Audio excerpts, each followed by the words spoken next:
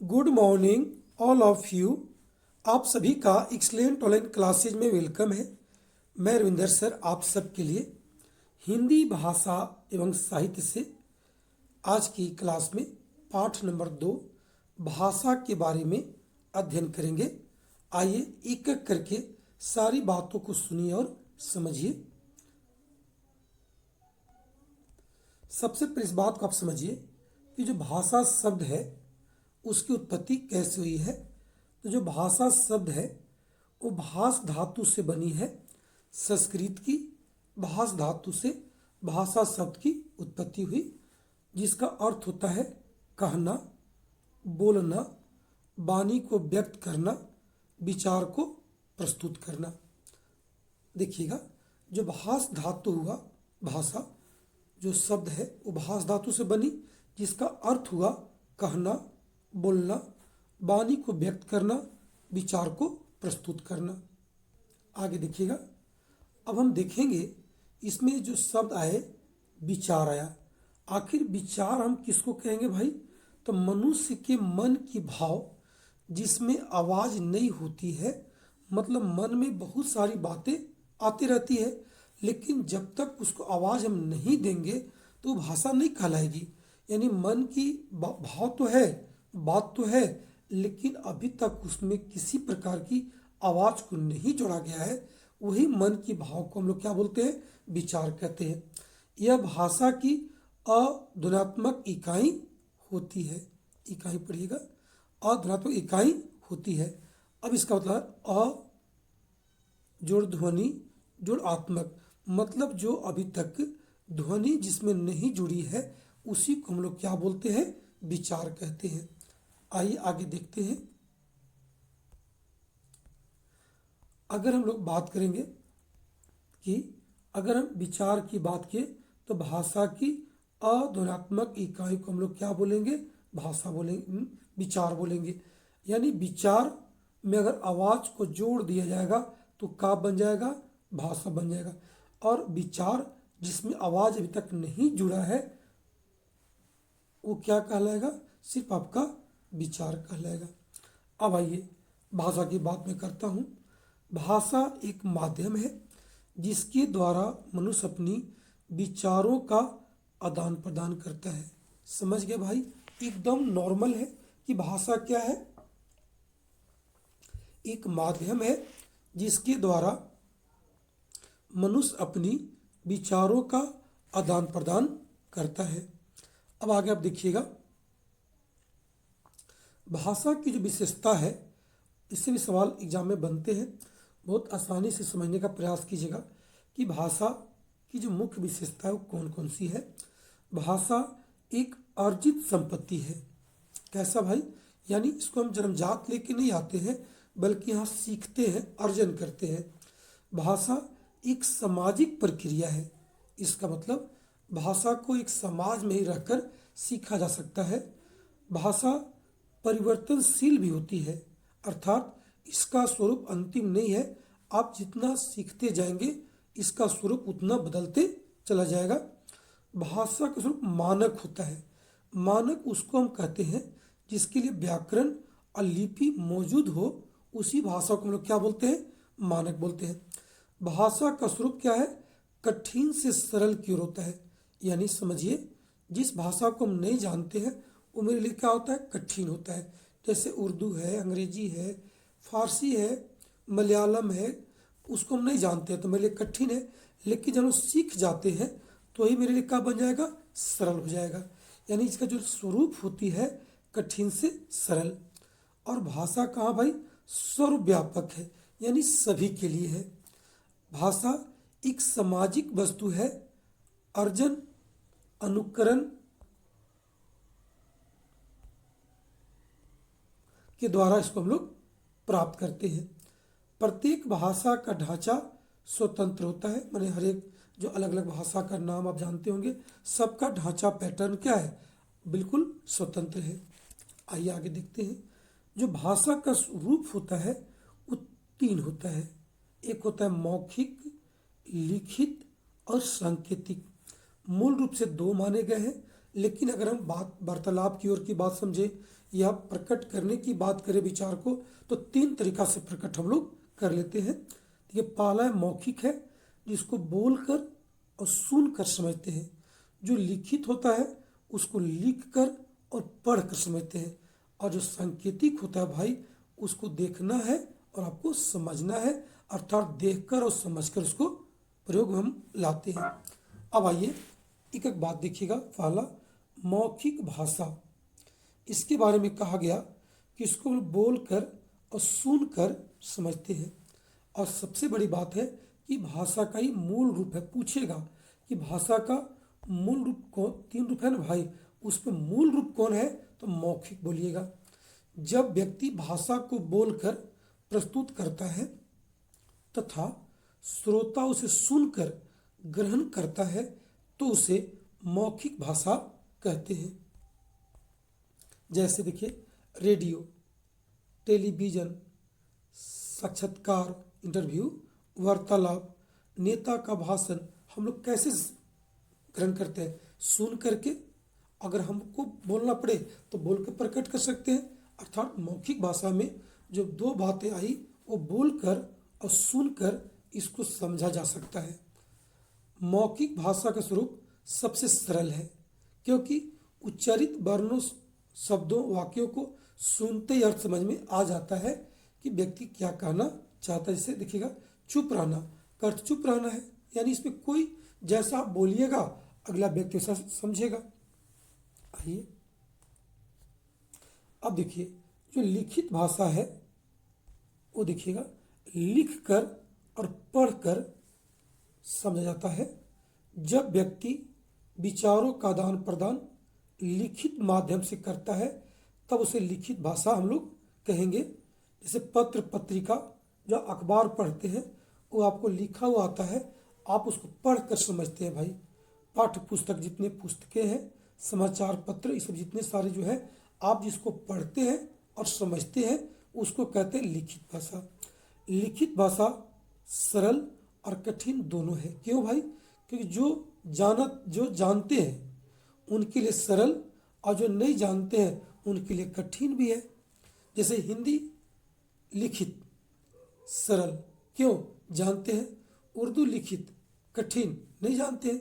अगर हमसे कोई कहेगा हिंदी लिखना सरल है क्योंकि हम उसको जानते हैं, उर्दू लिखना कठिन है, नहीं जानते हैं। बस यही जानिए, इसका दोनों रूप देखने को मिलता है, कठिन भी और सरल भी। अब आइए नंबर 3 देखिएगा, सांकेतिक भाषा। इसको देखकर और समझ करके जब व्यक्ति अपने विचारों का आदान प्रदान संकेतों के द्वारा करता है, इशारा के द्वारा करता है भाई, तो उसको सांकेतिक भाषा हम लोग कहते हैं। देखिए, ताली बजाना भी क्या है?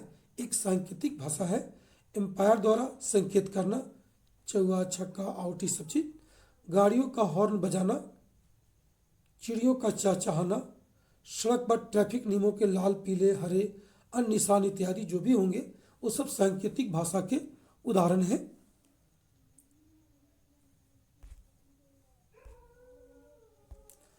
सांकेतिक भाषा का जो रूप होता है भाई, वो कठिन रूप है, क्योंकि संकेत निश्चित नहीं होते हैं। मान ली किसी चीज़ के लिए आप संकेत किए, आप जानते हैं तो जान गए, लेकिन संकेत अलग अलग भी हो सकता है। जैसे देखिए, ताली बजाना, आप इसको किस रूप में जानिएगा? अगर आप कहीं कीर्तन भजन बैठे हैं तो वहाँ आनंद की भाव, भाई भजन भाव आप कर रहे हैं, ताली बजा रहे हैं, लेकिन बीच रास्ते में अगर आप ताली बजा रहे हैं मतलब कुछ आश्चर्य की भाव प्रकट कर रहे हैं। अगर आप कहीं दोस्तों को बुलाना है तभी आप ताली बजा के इशारा करते, आ जाओ भाई हम आ गए हैं, तो इशारा भी किया से जाता है। तो जिस रूप में आप उसको देखना चाहेंगे उसका उसी रूप में आपको प्रकट होता है। अतः जो सांकेतिक भाषा है थोड़ा सा कठिन होती है। अब देखिए, ध्वनि चाहे जिस स्रोत से उत्पन्न हुआ हो, अगर वो सार्थक नहीं है, आवाज़ खाली आया है, तो सांकेतिक भाषा ही कहलाती है। अर्थात जब तक हम किसी सार्थक ध्वनि का श्रवण नहीं करते तब तक वह हर ध्वनि सांकेतिक भाषा है। अगर कोई आवाज़ किया, लेकिन अगर मान लीजिए उसमें कोई सार्थक रूप नहीं ले रहा है, केवल आवाज़ कर रहा है, तो आपको सांकेतिक भाषा के रूप में उसको जाना जाएगा। अभी आपने भाषा के तीनों रूप को अच्छे तरीके से समझा है, चाहे वो लिखित हो, मौखिक हो या सांकेतिक हो। बस ये जानिए कि जो मौखिक होगा उसको सुन करके और बोल करके प्रकट किया जाता है, जबकि लिखित को लिख करके और पढ़ करके और सांकेतिक को भाई देख करके और समझ करके। अब आइए हम लोग देखेंगे अगला कड़ी में भाषा या भाषाई कौशल के विकास क्रम। ठीक है, सुनना, बोलना, पढ़ना और लिखना, इसी क्रम में हम लोग भाषा को सीखते हैं। इसको बहुत संक्षेप में कहा गया है सुबोपली, सुनना, बोलना, पढ़ना और लिखना। अब देखिएगा, अगर हिंदी की मैं बात किया तो सुबोपली इसको कहते हैं हिंदी में, जबकि संस्कृत की बात करेंगे तो श्रवपले, श्र से श्रवण करना, व से वाचन करना, प से पढ़ना, ल से लिखना। अंग्रेजी की बात करेंगे तो LSRW आ जाएगा, वही चीज़ को लिसन, स्पोकन, रीडिंग। आपने भाषाई कौशल के विकास क्रम को समझा, आपने बिल्कुल एक लाइन में याद रखिएगा सुबोपली एकदम इम्पोर्टेंट है, और उसी के बल पर हम लोग पूरी बात याद करते हैं, सुनना, बोलना, पढ़ना और लिखना। हाँ, आपको एक बात बता दें, मौर्य मॉन्टेसरी के अनुसार भाषाई कौशल के विकास जो क्रम है हल्का सा चेंज किया गया है। उनका कहना है कि सुनना, बोलना, लिखना, तब पढ़ना। बस इसको ध्यान रखिएगा, लिखना और पढ़ने के क्रम को खाली बदला गया है। अगर कभी नाम दे के पूछ लेगा तो सुनना, बोलना, लिखना, पढ़ना आपको बोलना होगा। अब आगे देखते हैं, जो भाषा सीखने की जो वैज्ञानिक दृष्टिकोण है कितना भाई, 3 है। कौन कौन देखिएगा, जिज्ञासा, अनुकरण और अभ्यास। मैं आपको बता दूं कि जिज्ञासा मतलब होता है कोई चीज़ सीखने की, माने जिज्ञासा प्रकट करना। अंतः मन से अगर बोलने के लिए कोई प्रेरित होगा तो वो बालक या वो व्यक्ति जल्दी से कोई भाषा को सीख सकता है। अनुकरण मतलब के जैसा या के अनुसार बोलना, मैंने देखा देखी बोलना, देख करके बोलना, अनुकरण करना। अगर मैं अभ्यास की बात करूं तो किसी चीज़ को जो आप सीखना चाहते हैं तो उसको बार बार आप दोहराते हैं तो वो चीज़ें, वो जो कठिनाइयाँ आपकी रही होगी उसमें आप जल्दी से पारंगत हो सकते हैं। तो भाषा सीखने के लिए आपके पास जिज्ञासा होनी चाहिए, अनुकरण करने की भी प्रवृत्ति होनी चाहिए, और सबसे मूल बात है आप अभ्यास करेंगे तो जल्दी से सीखेंगे। अब आगे देखते हैं, जो भाषा की विकास क्रम है, यानी भाषा को जो प्रकट हम लोग करते हैं उसका जो कड़ी बना हुआ है, जिसको देखिए हल्का सा। ध्वनि सबसे पहले का आया, ध्वनि, उसके बाद का आएगा भाषा ध्वनि, यानी जब उसमें कुछ स्वरूप लेगा, फिर वर्ण और अक्षर बनेंगे, उससे फिर शब्द बनेगा, अंत में क्या बनेगा, फिर वाक्य बनेगा। भाई इस क्रम को भी आप याद रखिएगा। आगे देखते हैं, इसमें आपको एक सवाल बहुत इंपॉर्टेंट है, बहुत बनता है, बार बार एग्जाम में पूछा गया है कि भाषा की जो यूनिट से इकाई है उसको समझिए। भाषा की जो सबसे छोटी इकाई है उसको हम वर्ण कहते हैं। सीधा अगर उच्चारण जोड़ देगा या मौखिक कह देगा तो भाषा की सबसे छोटी इकाई बन जाएगा, ध्वनि बन जाएगा। लिखित या लिपि के अनुसार बोलेगा, लेखन अनुसार कहेगा, जो सबसे छोटी इकाई होगी वो क्या होगी, वर्ण हो जाएगा। अगर हम आगे बढ़े भाई, सार्थक अर्थ या स्वतंत्र अर्थ की दृष्टि से भाषा की सबसे छोटी इकाई जो होगी वो आपको शब्द होगा, मैंने अर्थ देना शुरू करेगा। कहाँ से, शब्द से। अगर व्यवहारिक बात करें या व्याकरणिक पूर्णता की दृष्टि से बात करेंगे तो भाषा की सबसे छोटी इकाई हो जाएगी वाक्य। लेकिन अर्थ और रचना की दृष्टि से भी पूछ लेगा, पूरा रचना जिसे हम लिखते हैं हम लोग हैं, अर्थ पूरा स्पष्ट हो जाए, उससे अगर बात करें तो भाषा की सबसे छोटी इकाई हो जाएगी वाक्य हो जाएगा। चलिए, आपने पूरी क्लास को देखा, आपने समझा। देखिए, मैं 1 बाय 1 करके सारे टॉपिक कराने जा रहा हूँ, आप लोग बने रहिएगा, एकदम बिल्कुल सिस्टमेटिक रहेगा। और हिंदी भाषा के उन सारे टॉपिक को मैं लगाऊंगा जो आपको एग्जाम के लिए काफ़ी लाभप्रद होगी। आइए अब थोड़ा सा मैं आप लोग को प्रैक्टिस करा दूँ हिंदी से, चैप्टर नंबर 1 और चैप्टर 2 दोनों को मिला करके। आइए अब हम लोग हिंदी भाषा से संबंधित कुछ प्रश्नों को हल करते हैं, ताकि आप जो जिस टॉपिक का आप क्लास कर चुके हैं वह अच्छी तरीक़ा से आपको कंप्लीट हो सके। देखिएगा, प्रश्न संख्या 1 है, भाषा शब्द की उत्पत्ति संस्कृत की किस धातु से हुई है? तो आप देखिए ऑप्शन जो दिया हुआ है, भास, भास, भास, भाषा। तो भाई जो भाषा शब्द है वो संस्कृत की भास धातु से बनी हुई है। देखिए इसका उत्तर होगा बी। अब आइए, भाषा का मूल रूप कौन सा है? तो आपको भाषा का 3 रूप होता है, मौखिक, लिखित और सांकेतिक, जिसमें जो मूल रूप है वह मौखिक रूप है। उत्तर का हो जाएगा आपका बी हो जाएगा। हिंदी शब्द किस भाषा का मूल शब्द है? तो भाई हिंदी, हिंदू, हिंदुस्तान, ये जो तीनों शब्द है आपको फारसी भाषा का शब्द है। इसका भी उत्तर आपको हो जाएगा ए। हिंदी शब्द की उत्पत्ति किस शब्द से मानी जाती है? अच्छा सवाल है। हिंदी जो शब्द है की जो उत्पत्ति हुई है वो किस शब्द से हुई है? तो आपको पता होगा कि भारत के पश्चिमी क्षेत्र में जो सिंधु नदी बहती है उसी को पार करके पश्चिम देशों से लोग आते थे। तो ईरानी भी लोग उसी मार्ग से आए, सिंधु नदी को पार करके, और सिंधु को ही उन लोग सिंधु न बोल करके हिंदू बोला है, और उसी से आपको हिंदी भाषा की उत्पत्ति हुई है। तो इस बिल्कुल समझिए कि हिंदी शब्द जो है वो आपको उसका जो उत्पत्ति माना गया है उस सिंधु से माना गया। उत्तर आपका बी हो जाएगा। हिंदी शब्द किसकी देन है? तो याद रखिएगा, जो हिंदी शब्द है वो आपको ईरानियों का देन है, यानी इसका सी उत्तर होगा। आपको पता होगा कि अल बरूनी जो है 11वीं सदी में अल हिंदी नामक पुस्तक में हिंदी शब्द का प्रयोग किया था। उत्तर आपका सी हो जाएगा। आगे देखिए, निम्न में से किस पुस्तक में हिंदी का सर्वप्रथम उल्लेख मिलता है? तो आपको देखिए ऋग्वेद, अविस्ता, महाभारत, रामचरितमानस। तो इसका जो उत्तर होगा डी होगा, रामचरितमानस। अब देखिएगा आगे, भारतीय आर्य भाषा परिवार की भाषाओं का मूल स्रोत, भाई स्रोत तो कई हो सकते हैं लेकिन मूल स्रोत की बात करता है, और किसकी बात करता है? भारतीय आर्य भाषा परिवार को। तो आप समझ जाइए वैदिक संस्कृत। भाई इसका उत्तर क्या हो जाएगा आपका? बी हो जाएगा।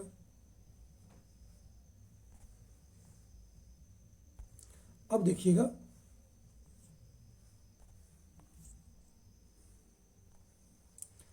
आधुनिक भारतीय आर्य भाषाओं का विकास किससे हुआ?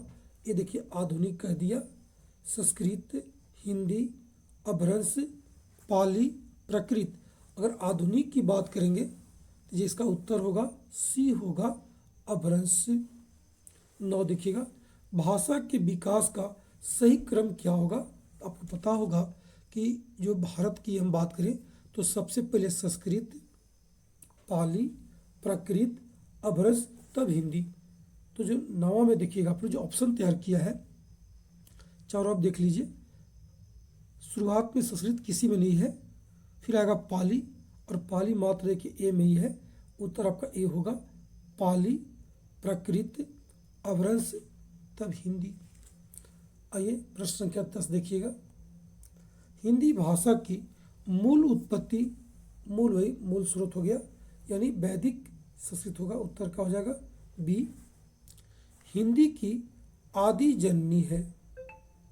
हिंदी की अगर आदि जननी की हम लोग बात करें, देखिएगा क्या होगा भाई?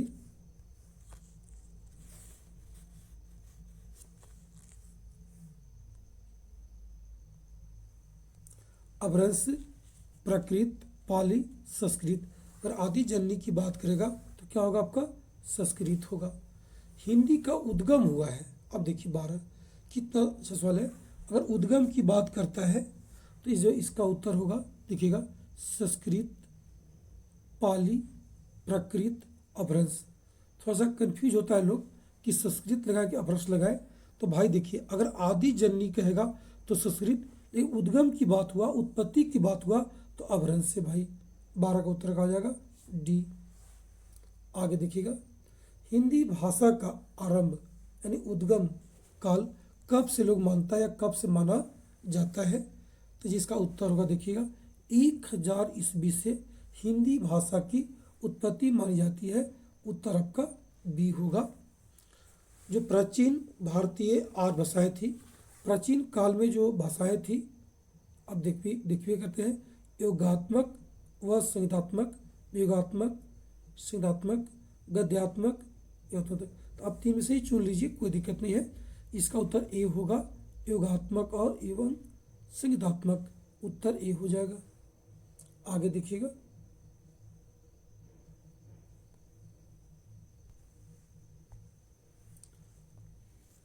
मध्य भारतीय आर्य भाषा है। मध्य भारतीय माने मध्य काल में जो भारतीय आर्य भाषा थी वो कौन थी? तो अगर मध्य काल की बात किया है तो पाली थी, प्राकृत भी था, अपभ्रंश भी था, यानी डी कर लीजिए। उपरोक्त सभी मध्यकाल में तीनों का नाम आ जाएगा, पाली, प्राकृत, अपभ्रंश। आगे देखते हैं 16, मध्यकालीन आर्य भाषा किसे कहा गया है? पूर्वी हिंदी, इत आधुनिक में आ जाएगा, प्राकृत, पहाड़ी हिंदी, बिहारी हिंदी। जी उत्तर होगा प्राकृत होगा। ये प्राकृत और पाली जो भी थे आपको मध्यकाल की भाषा थे, तो मध्यकालीन जो आर्य भाषा होगी वो प्राकृत होगा, उत्तर बी हो जाएगा। अब आइए हम लोग 17 देखेंगे, भाषा के संदर्भ में अशुद्ध तथ्य कौन सा है? भाषा अर्जित संपत्ति है, ये तो भाई सही है। भाषा सामाजिक वस्तु नहीं है, जी यही आपका उत्तर होगा, क्योंकि जो भाषा है एक सामाजिक वस्तु है और यहाँ पर बता रहा है कि सामाजिक वस्तु नहीं है, अतः यह गलत बात लिखी है और मुझसे गलत ही पूछा जा रहा है। उत्तर क्या होगी? बी होगा। अब 18 देखिएगा,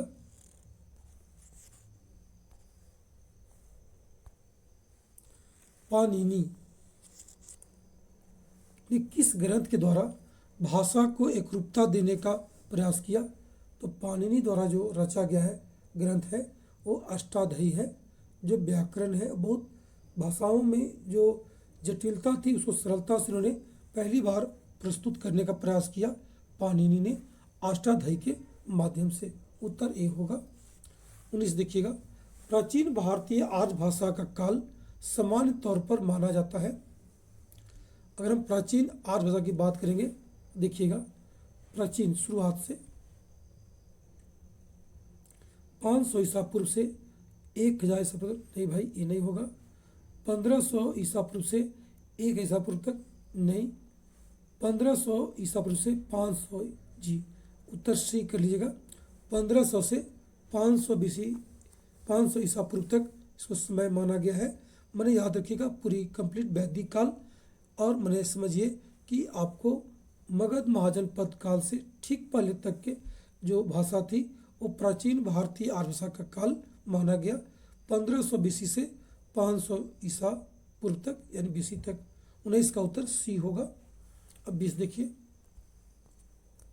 मध्यकालीन भारतीय आर्य भाषा काल सामान्य तौर पर क्या माना जाएगा? विश्व। अगर मध्यकालीन की हम बात करेंगे तो देखिए 500 ईसा पूर्व से 1000 ईस्वी तक इसको मानेंगे मध्यकाल में भारतीय आर्य भाषा, यानी बी हो जाएगा। अब देखिए आधुनिक भारतीय आर्य भाषाओं का, और हम आधुनिक की बात कर दिया तो भाई देखिए 1000 ईस्वी से आर्य भाषा का आरंभ माना जाता है, मैंने आधुनिक आर्य भाषा का, यानी सी हो जाएगा उसका उत्तर, एकदम एग्जैक्ट सी कर लीजिए। आइए, वैदिक संस्कृत का काल सामान्य तौर पर क्या माना जाता है? अगर वैदिक संस्कृत की हम बात करेंगे तो देखिए 1500 ईसा पूर्व से 500 ईसा पूर्व तक, यानी सी हो जाएगा। यानी पूरा कंप्लीट वैदिक काल जो है वो 1500 बीसी से 500 बीसी तक ही है, और उसी को वैदिक संस्कृत का काल मानते हैं। अब 23 देखिएगा, लौकिक संस्कृत का काल सामान्य तौर पर क्या माना जाता है? अगर लौकिक संस्कृत बात करें हम लोग तो 1000 ईसा पूर्व से 500 ईसा पूर्व तक मैंने उत्तर वैदिक काल। आप देखिएगा उत्तर वैदिक काल में ही लौकिक संस्कृति की बात की गई, इसका उत्तर ए हो जाएगा। आइए 24 देखिएगा, पाली भाषा का समान तौर पर क्या जो समय काल है वो क्या मानेंगे, पाली भाषा।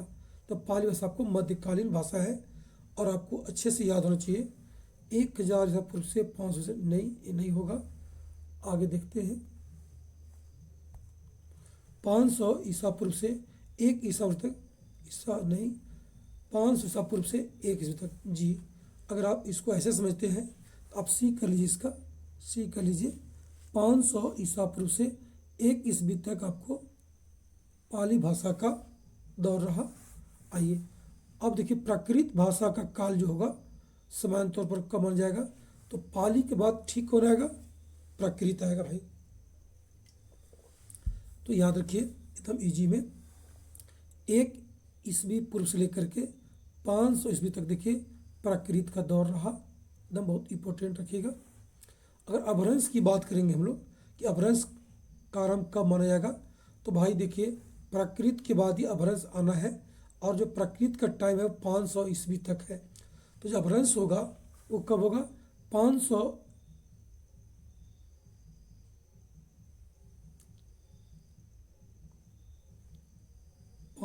ईसा पूर्व से 1000 तक नहीं। एक काम कीजिए, ऑप्शन सुधार लीजिएगा, ये 500 ईसा पूर्व मत बोलिए, 500 ईस्वी से बोलिएगा एकदम आराम से। 500 ईस्वी से लेकर के 1 ईस्वी तक आपका अपभ्रंश का आरंभ माना जाएगा। आइए 27 देखिएगा, भाषा विज्ञान के किस खंड में पद से वाक्य बनाने की प्रक्रिया का वर्णनात्मक, तुलनात्मक और ऐतिहासिक दृष्टि से अध्ययन होता है। तो भाई जो 27 है वो आपको पद से वाक्य बनने की बात का है, तो उसको वाक्य विज्ञान कहेंगे हम लोग। 27 का उत्तर आप सी कर लीजिए, कोई दिक्कत नहीं।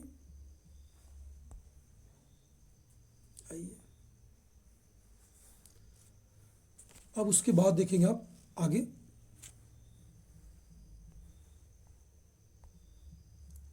निम्न में से कौन सी भाषा भारतीय परिवार भाषा नहीं है। मराठी तो है, हिंदी भी है, गुजराती भी है, मलयालम नहीं भाई। इसका उत्तर सी कर लीजिएगा। बोलने वाले की संख्या की दृष्टि से विश्व में हिंदी भाषा का जो स्थान है कौन सा होगा, तो भाई देखिए आपको पता होगा कि हिंदी विश्व स्तर की बात करेंगे तो पहला पर आपका इंग्लिश को स्थान दिया गया है, नंबर 2 पर आपका चाइना भाषा मंदारिन इसको बोलते हैं, चाइना या चाइनीज कहिएगा, चाइनीज लैंग्वेज, और तीसरा पे का आपका हिंदी का आएगा। तो इसका उत्तर बी कर लीजिए। मगर बोलने वाली के बारे में अगर मैंने बोलने वाले की संख्या का अगर बोलिएगा तो हिंदी आपका जो है वो तीसरा स्थान पे है, 29 का बी हो जाएगा। 30 देखिएगा, तमिल, तेलुगु, कन्नड़ और मलयालम ये जो भाषा है किस भाषा परिवार की है, तो आपको भाषा परिवार में अच्छे तरीक़ा से उसको हम आगे बताएंगे भी। अभी आप समझ जाइए कि जो 30 होगा इसका उत्तर आपका सी होगा, दृढ़ भाषा परिवार का। चलिए आप लोग कंप्लीट प्रश्नों को देखा है, सुना है, समझा है, आप एक दो बार आराम से देख लीजिए, याद हो जाएगा और कंप्लीट करने का प्रयास कीजिए। चलिए बहुत बहुत धन्यवाद सबको, फिर मिलते हैं बहुत जल्द अगले क्लास में, तब तक के लिए सबको धन्यवाद। That's all, okay.